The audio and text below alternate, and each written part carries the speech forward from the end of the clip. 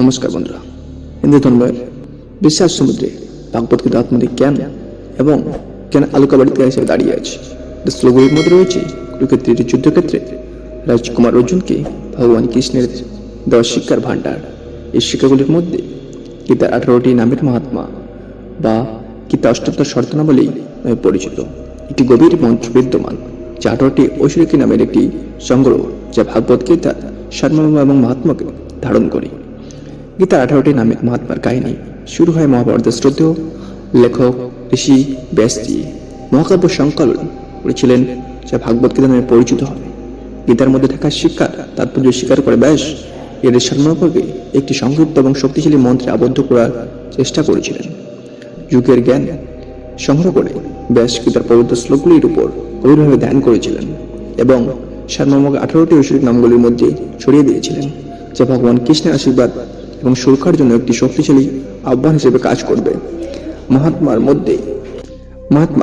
প্রতিটি নাম ভাগবত গীতায় প্রকাশিত ভগবান কৃষ্ণের ঐশ্বরিক প্রাকৃতি এবং শিক্ষার একটি অন্যান্য দিক উপস্থাপন করবে।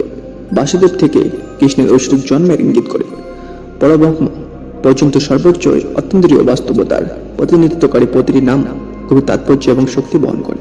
গীতার 18টি নামের মহাত্মা যখন দূর দূরান্তে ছড়িয়ে পড়েছিল, ভক্তরা এবং ঐশ্বরিক স্পন্দনে সান্ত্বনা, নির্দেশনা এবং জ্ঞানের সন্ধান করে শ্রদ্ধা ও ভক্তি সহকারে এটি পাঠ করতে শুরু করেছিলেন। আনন্দ এবং দুঃখ, বিজয় এবং প্রতিকূলতার সময়ে ভগবান কৃষ্ণের উপস্থিতি এবং আশীর্বাদের আহ্বান জানিয়ে মন্ত্রটি একটি পবিত্র আমন্ত্রণে পরিণত করেছিল। মহাত্মার পাঠের মাধ্যমে ভক্তরা সান্ত্বনা এবং শক্তি খুঁজে পেয়েছিলেন। ভাগবত গীতার নিরবধি জ্ঞান থেকে অনুপ্রেরণা নিয়েছিলেন। তারা কুরুক্ষেত্রে যুদ্ধক্ষেত্রে পদন্ত ভগবান কৃষ্ণের শিক্ষা দ্বারা পরিচালিত অনুগ্রহ এবং স্থিতিস্থাপকতার সাথে জীবনের জটিলতাগুলিকে মোকাবিলা করতে শিখেছিলেন। গীতার 18টি নামের মহাত্মা আত্মানুক বৃদ্ধি এবং রূপান্তরের জন্য একটি শক্তিশালী হাতিয়ার হয়ে ওঠেন। ভক্তদের বাধা অতিক্রম করতে, সীমাবদ্ধতা অতিক্রম করতে এবং তাদের সর্বোচ্চ সম্ভাবনা উপলব্ধি করতে সক্ষম করে। এটি ভাগবত গীতার মধ্যে থাকা চিরন্তন সত্যগুলির অনুসরণ হিসেবে কাজ করে, সত্য যা সময়, স্থান এবং পরিস্থিতি অতিক্রম করে।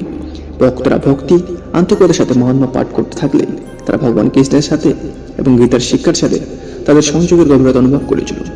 তারা দুর্দশার্থী সময়ে শান্ততা, বিভ্রান্তির সময়ে স্বচ্ছতা এবং দুর্বলতার সময়ে শক্তি খুঁজে পেয়েছিল।